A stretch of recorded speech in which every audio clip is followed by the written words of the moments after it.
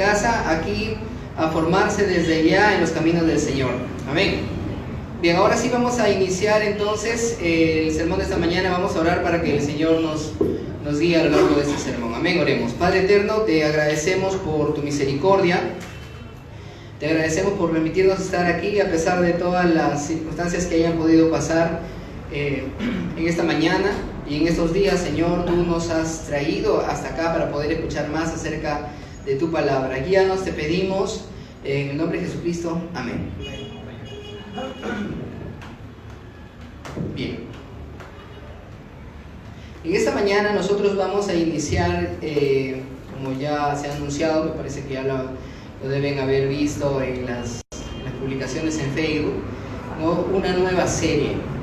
El año pasado, gracias a Dios, después de como 5 o 6 intentos fallidos, pudimos terminar la serie de Romanos después de casi 2 años, creo, ¿no? Entre el 2016 y el 2017 y 2018 trabajamos con la serie de Romanos y pudimos terminarlo al fin. Hoy día vamos a empezar otra serie que es el Evangelio de Marcos. Creo que nosotros, cuando hablamos de los evangelios, siempre es o Juan, que es el básico que siempre te sugieren, ¿no? Quiero empezar por el Evangelio, ¿por cuál empiezo? Por Juan, te dicen, ¿no? O te vas por Mateo porque ahí están todas las parábolas, ¿sí? Inclusive en Lucas hay mucho más información, y el que a veces dejan de lado es Marcos, como si fuera el de menor importancia. Sin embargo, Marcos ha sido la base de los otros evangelios sinópticos, ¿no? Y hoy día vamos a iniciar una serie de este evangelio. Vamos a trabajar con los 8 primeros versículos del capítulo 1. Hermanos, les aseguro que pudimos hacer el sermón nada más con el versículo 1. Está cargado de información que podemos trabajar, pero si trabajáramos todos los domingos versículo por versículo, terminaríamos de aquí en varios años todavía. Así que vamos a trabajar con los 8 primeros versículos. Vamos a dar lectura a estos versos. Yo le voy a dar lectura aquí, lo tengo en la versión de la Biblia de las Américas, ¿sí? La Biblia de las Américas voy a trabajar solamente con estos versículos, de ahí todos los demás pasajes voy a trabajar con la nueva versión internacional. Dice: principio del Evangelio de Jesucristo, Hijo de Dios. Como está escrito en el profeta Isaías: he aquí yo envío mi mensajero delante de tu faz, el cual preparará tu camino. Voz del que clama en el desierto: preparad el camino del Señor, haced derechas sus sendas. Juan el Bautista apareció en el desierto predicando el bautismo de arrepentimiento para el perdón de los pecados, y acudía a él toda la región de Judea y toda la gente de Jerusalén, y confesando sus pecados eran bautizados por él en el río Jordán. Juan estaba vestido de pelo de camello, tenía un cinto de cuero a la cintura y comía langostas y miel silvestre. Y predicaba diciendo: tras mí viene uno que es más poderoso que yo, a quien no soy digno de desatar inclinándome la correa de sus sandalias. Yo os bauticé con agua, pero él os bautizará con el Espíritu Santo. Amén. Vamos a empezar este tema analizando los 3 principios con P mayúscula le vamos a poner ya, los 3 principios presentes en la Biblia. No me refiero que voy a hablar de algunas claves, no, me refiero literalmente a principios. Primero, el principio eterno, y nos vamos a ir directamente al Evangelio de Juan, capítulo 1, verso 1, que es muy conocido por todos nosotros, y dice: en el principio ya existía el Verbo, y el Verbo estaba con Dios, y el Verbo era Dios. Definitivamente este principio no tiene parte en nuestra cronología, sino más bien se extiende hacia muy atrás, a la eternidad. En nuestro razonamiento intentamos decir que en el comienzo de todo, el Verbo, Jesucristo, ya existía en compañía y presencia del Padre. Sin embargo, aunque nuestra mente tratara de ubicar ese principio, antes de ese mismo principio ya existía el Verbo, porque es eterno. Por lo cual concluiremos este primer punto diciendo que en el principio de todo, es decir, la eternidad, está presente Jesús, el cual es coeterno con el Padre. Amén. 2. El principio de la creación. Y esta vez nos vamos bastante atrás en Génesis capítulo 1, verso 1. Dice, a ver, ¿lo decimos todos juntos? Amén. En el principio Dios creó los cielos y la tierra. Y estamos convencidos de que Génesis capítulo 1, verso 1 no solamente indica la creación de este planeta, sino de todo el universo conocido. Por lo cual este principio sí es el cronológico, ¿no? Que nosotros conocemos. Y si complementamos con Juan capítulo 1, verso 3, vemos que el Verbo Jesucristo fue el creador de todas las cosas que hemos mencionado en Génesis 1:1. Entonces concluimos este segundo punto diciendo que el principio de toda la creación es Jesucristo. Amén. Bien, pues el principio del Evangelio ahora se menciona en Marcos capítulo 1, verso 1. Dice, principio del Evangelio de Jesucristo, Hijo de Dios. Amén.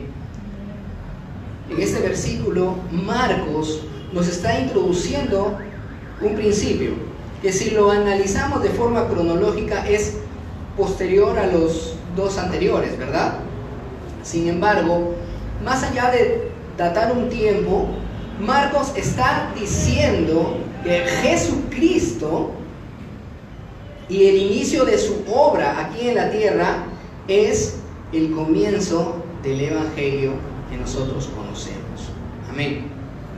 Bien, como bien sabemos, en el mundo grecolatino o grecorromano, en la antigüedad, cuando los imperios tenían una victoria militar, estas victorias eran anunciados por todo el imperio, con un nombre en particular. ¿Saben cuál era? Evangelio. Exacto. Se llevaba a lo largo del imperio las buenas noticias. Amén. Buenas noticias, que es lo que significa evangelio. Ahora Marcos está diciendo que las buenas noticias, las que serían para el mundo entero, inician con Jesucristo.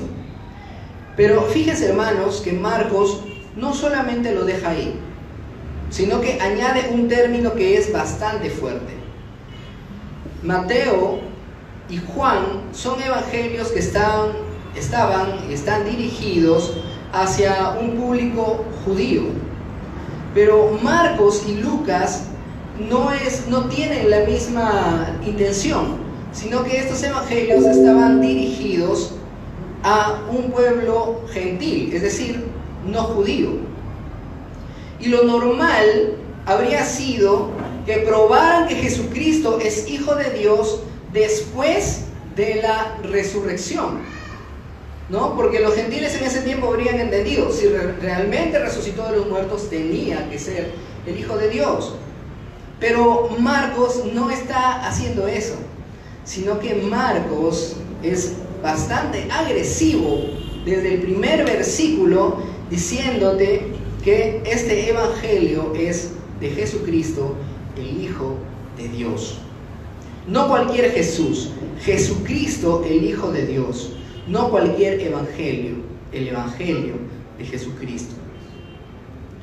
Cuando el Señor hace un pacto con David, nos vamos a ir bastantes siglos hacia atrás, diciéndole que su hijo iba a construir un templo, ¿sí? ¿Recuerdan esa parte? David diciéndole al Señor que quería construir un templo, y le dijo, no, tus manos están muy manchadas de sangre. Tu hijo lo va a construir. Y les da algunas pautas, ¿no? Le dice, ese hijo yo lo voy a tratar como mi propio hijo, va a ser mi hijo, yo lo seré por padre, a él le voy a corregir, mas no lo voy a desechar, porque su reino va a ser para siempre. Entonces, en principio, se creía que el cumplimiento de estas profecías se daban en la persona de Salomón, ¿no? Porque Salomón fue el que construyó el primer templo en Jerusalén, pero Salomón murió y su reino no era eterno. De hecho, el reino de Salomón fue tan malo al final que después de su muerte se terminó dividiendo. ¿No es así? De modo que se esperaba aún a aquel Hijo de Dios que, según profetas como Isaías, Malaquías y aún en los Salmos, en especial en el que hemos leído el día de hoy y terminaremos la próxima semana, tendría un reino eterno que no solamente estaría sobre Israel, sino sobre el mundo entero. Amén. Cristo, que se traduce como Mesías. Cristo es un término griego, Mesías es un término hebreo, que quiere decir ungido. Era la forma como los judíos se referían hacia el Hijo de Dios esperado. Y Marcos usa estos términos juntos, precisamente. Principio del Evangelio de Jesucristo, Hijo de Dios. Como vemos entonces que desde el principio, la verdad que no sé si a ustedes les ha pasado, a mí sí, pero en algunas ocasiones he pasado, no quiere terminar su capítulo, pero se dan cuenta como el primer versículo de Marcos nada más estaba lleno de profecías cumplidas. Ahora, no vamos a detenernos mucho tampoco en esta parte, porque si no, no terminaríamos ni siquiera el versículo 3. Pero para poder entender ahora lo que significa el Evangelio de Jesucristo, vamos a hacer una aclaración. Hay quienes enseñan, hermanos, que el Evangelio de Jesucristo a las naciones fue un plan N, no digo un plan B, sino un plan N, realizado por Dios, dado que todas sus estrategias anteriormente ideadas habían fallado. ¿Sí? Habían como 5 o 6 planes que el Señor tuvo y todos fallaron, y al final su plan N fue Jesucristo. Pero no es así. El Evangelio de Jesucristo es la culminación de muchos anuncios hechos por Dios mismo desde el huerto del Edén, cuando prometió que vendría aquel que iba a pisarle la cabeza a la serpiente. Y para entender mejor el panorama de todas las promesas de Dios, vamos a ir a Génesis, al capítulo 12, del verso 1 al verso 3.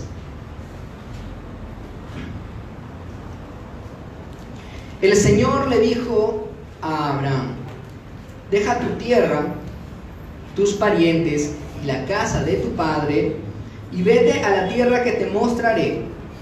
Haré de ti una nación grande y te bendeciré. Haré famoso tu nombre y serás una bendición. Bendeciré a los que te bendigan y maldeciré a los que te maldigan. Por medio de ti serán benditas todas las familias de Israel. De la tierra, ¿verdad? No dice todas las familias de Israel. Todas las familias de la tierra. Vemos que aquí el Señor está dando una promesa universal hacia la persona de Abraham. Esta promesa fue cumplida primeramente, sí, en la nación de Israel, sabiendo que de Abraham nació Isaac, de Isaac Jacob, y Jacob fue llamado Israel, y su descendencia aumentó en tan gran número de personas que fueron introducidas en Egipto, y siendo esclavizadas necesitaban de un libertador que los condujera a la tierra prometida, ¿verdad? El Señor le había advertido eso a Abraham.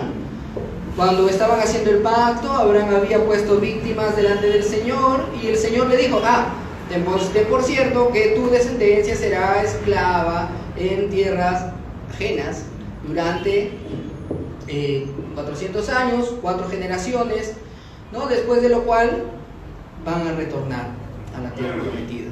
Y así fue. Así que vemos aquí una figura del plan de redención en el Éxodo. Israel es esclavizado, Dios actúa en su redención y ahora tienen una nueva vida en Canaán, que es la tierra prometida. Amén. Y por causa de la redención, Israel le pertenece por derecho a Dios. Amén. Dios le entrega su ley para que al conocer el carácter de su Dios, vivan de acuerdo a ella. Pero también para mostrar, según Romanos capítulo 3, verso 20, que ellos eran pecadores. ¿Sí? La ley da conciencia de pecado. Entendían que no podrían cumplir la ley. Y ojo, no tenían que cumplir la ley para llegar a ser hijos de Dios, sino que tenían que cumplir la ley por cuanto ya eran de Dios, ¿sí? Le pertenecían a Dios y entonces tenían que cumplir esa ley. Y luego de vivir su máximo esplendor, la nación de Israel bajo el mando de David y Salomón, Israel cae en idolatría y son exiliados. Primero, el reino del norte, siendo expulsados por los asirios en el siglo 8 a.C., y luego Judá, el reino del sur, fue exiliado a Babilonia en el siglo 6 a.C. Y aquí todas las esperanzas de Israel deberían haberse terminado, ¿no? Ya le fallamos al Señor, nos ha expulsado de su presencia, ahora estamos en una tierra ajena que de hecho ni siquiera entendemos el lenguaje de nuestros amos. Pero no fue así, sino que a través de sus profetas el Señor promete regresar a su pueblo a la tierra prometida, en un nuevo éxodo, a través de un nuevo libertador. Todo esto constituye buenas nuevas. El evangelio que el pueblo de Israel tenía en el exilio, ¿sí? Esa era la esperanza de redención que el pueblo tenía estando allá en Babilonia. En el mismo siglo 6 antes de Cristo, luego de que se cumplieran los 70 años profetizados por Jeremías, bajo el reinado de Ciro de Persia, Israel retorna a Jerusalén. Recuerdan de que hay 3 libros que más o menos nos pueden dar algunas referencias, ¿verdad? ¿Sí? Bueno, 2 sobre todo: Esdras y Nehemías, ¿no?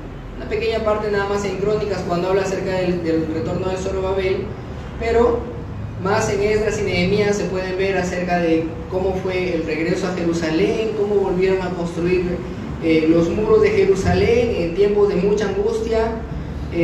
Los enemigos quisieron parar la obra y todo lo que ya conocemos, pero las promesas del Señor iban más allá de solo una libertad física. De hecho, al estar en Jerusalén nuevamente, el pueblo pronto se va a dar cuenta que todo ese esplendor que había sido prometido a través de Isaías no se estaba cumpliendo todavía. ¿Qué pasa? ¿Qué pasa? Pues esta vez el Señor prometía perdonar eternamente los pecados de su pueblo. Por eso, al retornar de Babilonia, en cierta manera, Israel seguía exiliado y seguía en esclavitud, porque el perdón de sus pecados no había llegado todavía. Vamos a ir a Malaquías, capítulo 3, verso 1, y dice: el Señor Todopoderoso responde: yo estoy por enviar mi mensajero para que prepare el camino delante de mí. De pronto vendrá a tu templo el Señor, a quien ustedes buscan. Vendrá el mensajero del pacto, a quien ustedes, en quien ustedes se complacen. Marcos, capítulo 1, verso 2, introduce esta misma profecía, aunque menciona que era de Isaías. ¿Sí? Hay algunos que van a preguntarse, pero acá dice que es de Isaías y tú me estás citando Malaquías. ¿No? ¿Qué pasa? En la antigüedad, cuando se mencionaban así dos profecías o más, se tomaba nada más el nombre del profeta mayor, que en este caso es Isaías. ¿Sí? Por eso ahí dice, como dice Isaías, aunque el pasaje es de Malaquías. ¿Sí? No se preocupen por eso. En el verso 4, Marcos dice: Juan el Bautista apareció en el desierto predicando el bautismo de arrepentimiento para el perdón de los pecados. Así que Marcos nos está diciendo que ese Juan, ¿sí?, era el mensajero anunciado en Malaquías capítulo 3, verso 1, y estaba preparando el camino al Señor.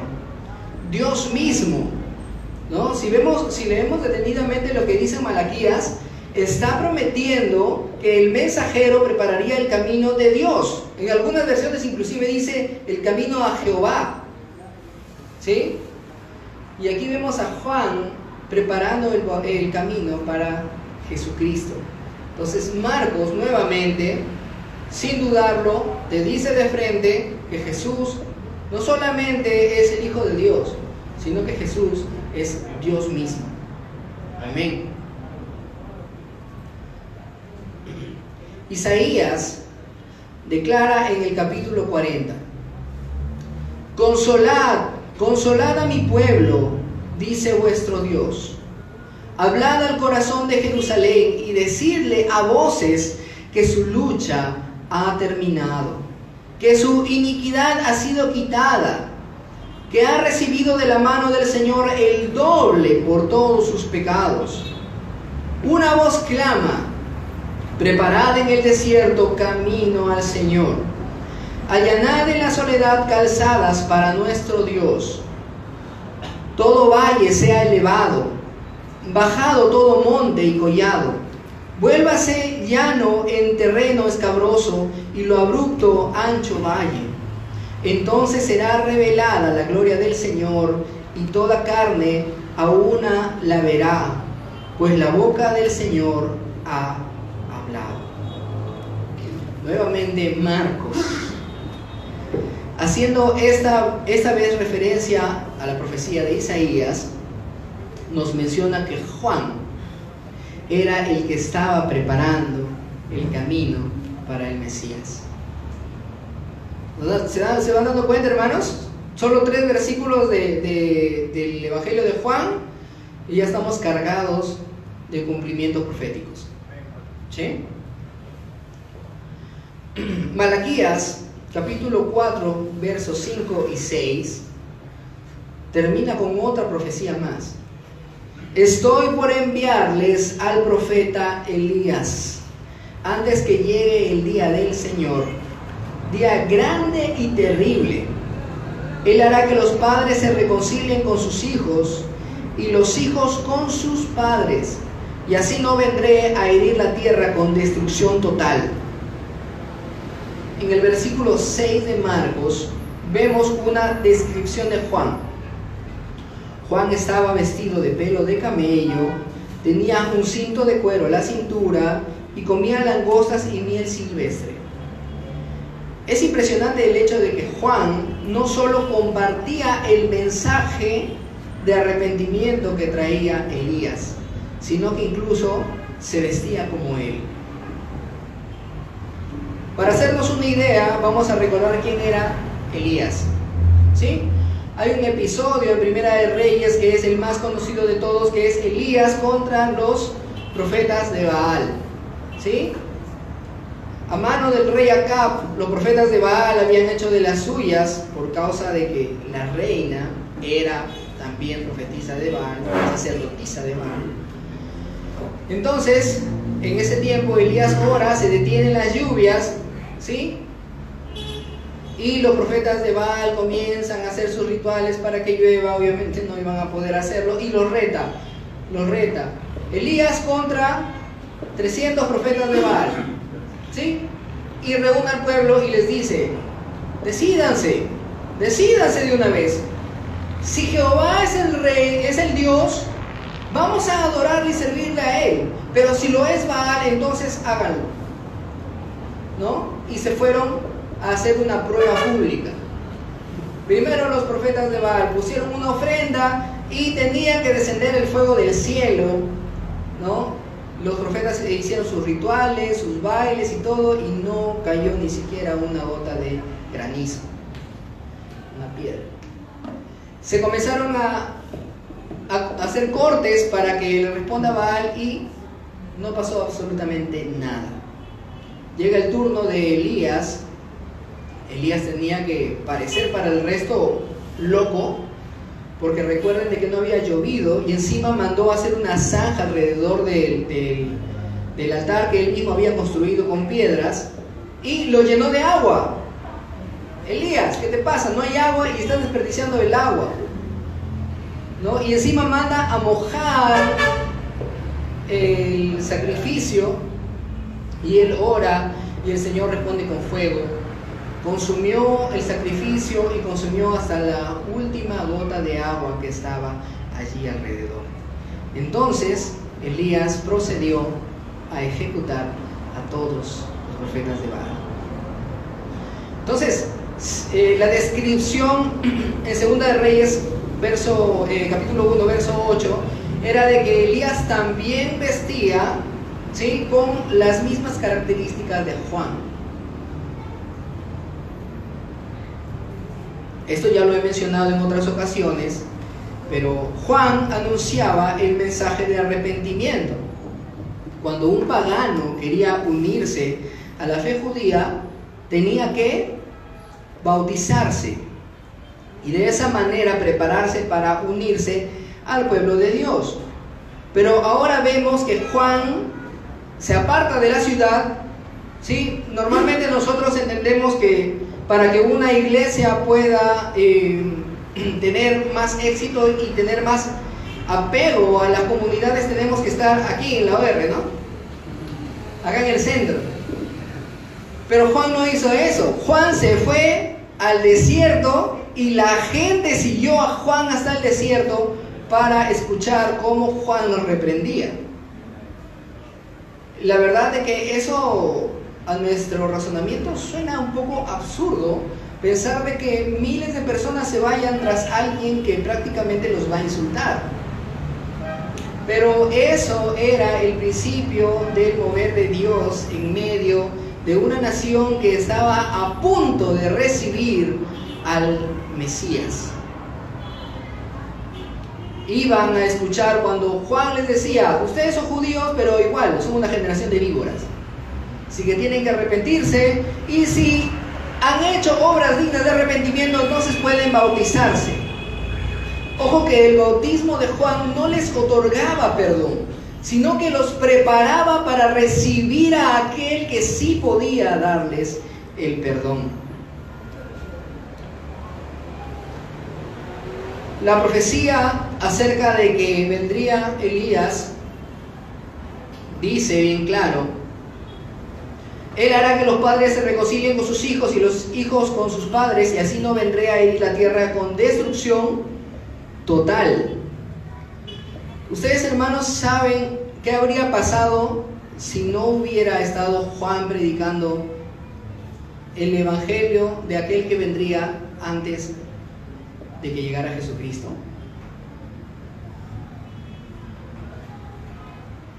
En medio de un mundo que había olvidado completamente al Mesías, el mismo Señor lo dijo: a no ser, así no vendré a herir la tierra con destrucción total. Si Juan no hubiera estado allí, nadie se habría salvado, porque nadie habría reconocido al Mesías.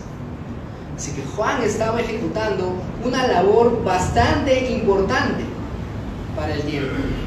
Juan estaba despertando el corazón de las personas y diciéndoles: viene tras de mí uno que es más poderoso que yo, a quien no soy digno de desatar, inclinándome la correa de sus sandalias.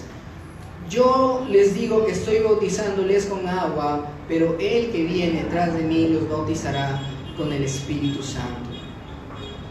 Amén.